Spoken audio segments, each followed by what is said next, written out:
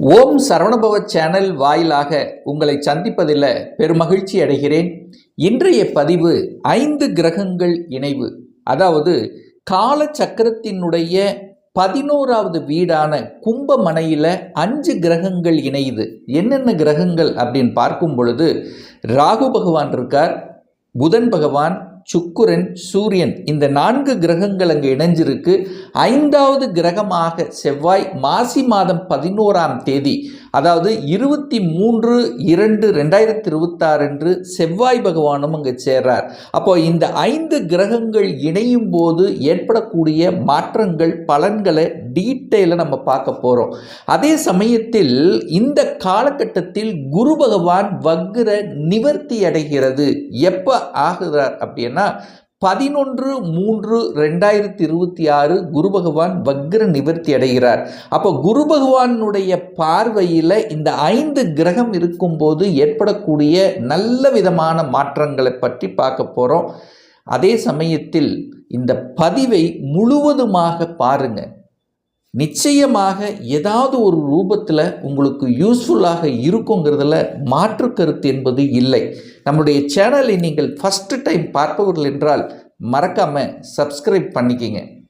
மிதுன ராசி அன்பர்களே, 5 கிரகங்கள் இணைவு, அதாவது கால சக்கரத்தினுடைய 11வது வீடான கும்பமனையில் 5 கிரகங்கள், அதாவது உங்கள் மிதுன ராசி அன்பர்களுக்கு 9ஆம் இடம் என்று சொல்லக்கூடிய பாக்யஸ்தானத்தில் 5 கிரகங்கள் இணையும் போது ஏற்படக்கூடிய பலாபலன்களை டீட்டெயிலாக பார்க்கும் பொழுது, அதாவது உங்கள் ராசி அதிபதியாக இருக்கக்கூடிய புதன் பகவான் பாக்யஸ்தானத்தில் உட்கார்ந்திருக்கார்.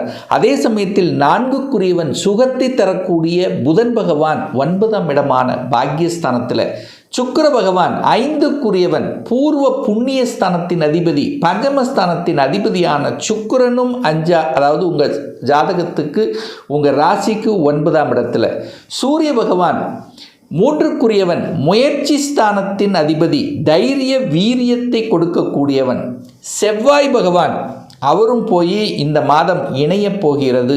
எப்போ இணைய போகிறது? மாசி மாதம் 11ஆம் தேதி. அந்த செவ்வாய்ங்கிறது உங்கள் ராசிக்கு 6க்குரியவன், 11க்குரியவன், லாபஸ்தானத்தின் அதிபதி போய் பாக்யஸ்தானத்தில் இருக்குது. பொதுவாக பாக்யஸ்தானத்தில் இருக்கக்கூடிய கிரகங்கள் நன்மையை பயக்கும், கெடுதலை செய்யாது. அந்த பாக்யஸ்தானத்தின் அதிபதியாக இருக்கக்கூடிய சனி பகவான் 10ஆம் இடமான தொழில் ஸ்தானத்தில் உட்கார்ந்துருக்கு.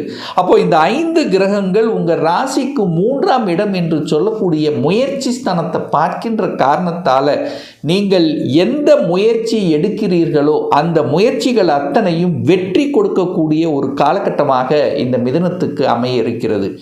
அப்போ ராசிநாதன் பாக்யஸ்தானத்தின் அதிபதியோட 5ஆம் அதிபதியோட இணைவுகின்ற இந்த காலகட்டத்தில் நல்ல பல மாற்றங்கள், அனுகூலங்கள், தொழில் ரீதியில், வேலை ரீதியில், உத்தியோக ரீதியில் மாற்றங்களை சந்திக்கக்கூடிய அமைப்புங்கிறது இந்த காலகட்டம் உண்டு. நல்ல பாக்கியத்தை அனுபவிக்கக்கூடிய தன்மை.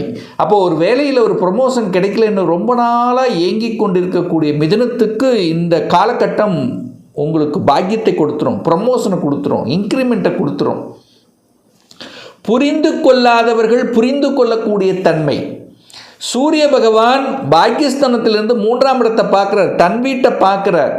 அப்போ தன்னம்பிக்கை பெருகக்கூடிய தன்மை. அப்போ ராசிநாதனோட சூரிய பகவான் இணைகிறது, சூரியனும் புதனும் இணைகிறது. புதன் ஆதித்ய யோகம் அப்படின்னு சொல்லலாம். அதே சமயத்தில் உங்களுடைய எண்ணங்கள் அத்தனையும் பாக்கியத்தை நோக்கியே தான் சென்று கொண்டிருக்கும். அதாவது இத்தனை வருஷம் உழைச்சோம், அந்த உழைப்புக்கேற்ற ஒரு நல்ல பெயர் எடுக்க முடியல. ஆனால் இந்த காலகட்டம் பெயர் எடுக்கக்கூடிய காலகட்டம், மதிப்பு மரியாதை கிடைக்கக்கூடிய ஒரு காலகட்டமாக இந்த மிதுனராசி என்பர்களுக்கு நிச்சயமாக அமையும். அதில் மாற்று கருத்து என்பது இல்லை. சுகத்தை பெருக்கிக் கொள்வதில் ஆர்வம் அதிகமாக இருக்கும். ஏன்னா 4க்குரியவனான புதன் பகவானோட அந்த சுக்கிர பகவான் அங்கே இணைகிறது. அப்போது புதனுங்கிறது வெறும் காலி இடத்தை குறிக்கக்கூடிய கிரகம், சுக்கிரனுங்கிறது வீட்டு அழகான ஒரு வீடு வாங்கக்கூடிய யோகம், அல்லது வாகனங்களை வாங்கக்கூடிய யோகம். அப்போ 4ஆம் அதிபதியான புதனோட சுக்கிரன் இணையும் போது வாகனம் சார்ந்த விஷயத்தில் நன்மை பயக்கும். அப்போ நீங்கள் ரொம்ப நாளாக ஆசைப்பட்ட வாகனத்தை வாங்கக்கூடிய அமைப்பு இந்த காலகட்டம் சிறப்பு பெறும். ஏன்னா 5 கிரகங்கள் இணைந்து பாக்கியத்தில், அப்போ ஒரு பாக்கியம், மதிப்பு, மரியாதை, உங்கள் இடத்துல ஒரு ஸ்டேட்டஸ் நோக்கி செல்லக்கூடிய அமைப்பு சிறப்பு பெறுகிறது. அப்போ சூரியன் பாக்கியஸ்தானத்தில் இருக்கும்போது என்ன சார் அமைப்பு அப்படின்னா, அதிகாரம் கிடைக்கக்கூடிய தன்மை, அட்மினிஸ்ட்ரேஷன் கிடைக்கக்கூடிய தன்மை, அப்போ ஒரு அதிகாரம் செலுத்தக்கூடிய தன்மை, அரசியலில் என்ட்ரி ஆவதற்கான வாய்ப்புகள், சந்தர்ப்பங்கள், இதெல்லாம் நல்லா இருக்கும். ஏதாவது ஒரு அரசு காரியங்களில் வெற்றி, ஒரு அரசு எக்ஸாம் எழுதணும் அப்படிங்கிற ஆர்வம் என்ன அதிகமாக இருக்கும். இப்போ இந்த காலகட்டத்தில் நீங்கள் முயற்சி எடுத்தீங்கன்னா வெற்றிங்கிறது 100% கேரண்டி சொல்லலாம். அப்போ முயற்சிகள் வெற்றியடையக்கூடிய ஒரு அற்புதமான ஒரு காலகட்டம் மிதுன ராசி அன்பர்களுக்கு அப்படின்னு சொல்லுவார். தந்தையால் பாக்கியம் உண்டு. தந்தை ஏதோ ஒரு வகையில் உங்களுக்கு நன்மை தரக்கூடிய சில செயல்கள் செய்வார்கள் அப்படின்னு எடுத்துக்கலாம். தந்தையினுடைய அதாவது சொத்துக்கள் சார்ந்த விஷயங்கள், தந்தையால் பாக்கியம், அல்லது உங்களால் தந்தைக்கு பாக்கியம், அல்லது தந்தையால் உங்களுக்கு பாக்கியம் கொடுக்கக்கூடிய ஒரு அற்புதமான ஒரு காலகட்டம் அப்படின்னு எடுத்துக்குவேன் இந்த காலகட்டம். அந்த புதன் அங்கு இருக்கும்போது புத்திசாலித்தனம் மெருகேற்றும். அதாவது 1, 5, 9 அப்படிங்கிறது தான் அந்த இறைவனுடைய அனுகிரகம் மிக்க அந்த ஸ்தானங்கள் அப்படின்னு சொல்லுவோம், கடவுள் ஸ்தானங்கள். ஸோ அந்த 1ஆம் அதிபதி 5ஆம் அதிபதி இணைவு பெற்று அங்கே 9ஆம் இடத்துல உட்கார்ந்துருக்கு. அப்போ கனெக்டிவிட்டி வந்துருச்சு 1, 5, 9. இந்த குரு பகவான் அப்படிங்கிறது இந்த காலகட்டத்தில் வக்ர நிவர்த்தி அடைகிறது. எப்போ? மாசி மாதம் 27, அதாவது 11/3 அன்னைக்கு குரு வக்ர நிலையில் இருக்கக்கூடிய குரு நிவர்த்தி அடைந்து இந்த பாக்கியஸ்தானத்தை பார்க்குறார். அப்போ நிச்சயமாக பாக்கியம் கிடைக்கக்கூடிய அமைப்பு, அதுவும் குறிப்பாக சொல்ல போனால் குழந்தை பாக்கியம் கிடைக்கக்கூடிய ஒரு அற்புதமான ஒரு காலகட்டம் இது. ஆதாரபூர்வமாக, ஏன்னா 5ஆம் இடத்து அதிபதி பாக்கியஸ்தானத்தில் அமர்ந்து கொண்டு குரு என்கின்ற குழந்தை காரக கிரகம் அங்கே பார்க்குறாரு பாருங்க. அப்போ ஒரு நல்ல பாக்கியத்தை கொடுக்கக்கூடிய ஒரு அற்புதமான தன்மை. அப்போ குழந்தைகள் படிப்பு, குழந்தைகளினுடைய அரவணைப்பு, குழந்தைகளால் உங்களுக்கும் உங்களால் குழந்தைகளுக்கு நல்ல பல மேன்மைகள், அவர்கள் மூலமாக உங்களுக்கு மனதளவில் மகிழ்ச்சி அடையக்கூடிய சந்தோஷ தன்மைகள் கிடைக்கக்கூடிய அமைப்பு, இதெல்லாமே பிரகாசமாக இருக்கிறது. அப்போது 5 கிரகங்கள் பாக்கியஸ்தானத்தில் இருக்கும்போது நல்ல பாக்கியம், வேலையால் பாக்கியம், குழந்தைகளால் பாக்கியம், தகப்பனால் பாக்கியம், உங்கள் அறிவின் மூலமாக புத்திசாலித்தனமாக சில செயல்களை செய்து நன்மதிப்பை பெறக்கூடிய தன்மை, வீடு வண்டி வாகனங்கள் வாங்கக்கூடிய யோகம். ஏன்னா அந்த இடத்துல நிலக்காரகனான செவ்வாய் சேருது, வீட்டுக்கு காரகனான சுக்கிரன் சேருது, காலிமனை இடத்துக்கான புதன் சேருது. ஸோ இந்த மாதிரியில் இருக்கிறதுனால இடம் நிலம் சார்ந்த விஷயங்கள் அனுகூலத்தை தரக்கூடிய அமைப்பு. இந்த மருத்துவத்துறையில் இருக்கக்கூடிய இந்த மிதுனத்துக்கு பார்த்திங்கன்னா பெயரையும் புகழும் பெற்றுக் கொடுக்கக்கூடிய ஒரு காலகட்டம். இந்த மருத்துவத்துறையில் ஜொலிக்கக்கூடிய காலகட்டமாக இந்த மிதுனத்துக்கு அமையும். சார் எல்லாமே பாசிட்டிவ் இருக்கா, நெகட்டிவ் இருக்காதா? அங்கே ராகு உட்கார்ந்துருக்கார். அப்போது சுக்கிரனோட ராகு இணையும் போது கலத்திரம் சார்ந்த விஷயத்தில், கணவன் மனைவி சார்ந்த விஷயத்தில் கொஞ்சம் விட்டு கொடுத்து அனுசரணையோடு செல்லணுங்கிறத மைண்டில் வச்சுக்கோங்க. அதே சமயத்தில் உங்கள் குடும்ப விஷயத்தில் 3ஆம் நபர்களின் குறுக்கீடு உள்ள வராமல் பார்த்து கொள்வது சிறப்பு.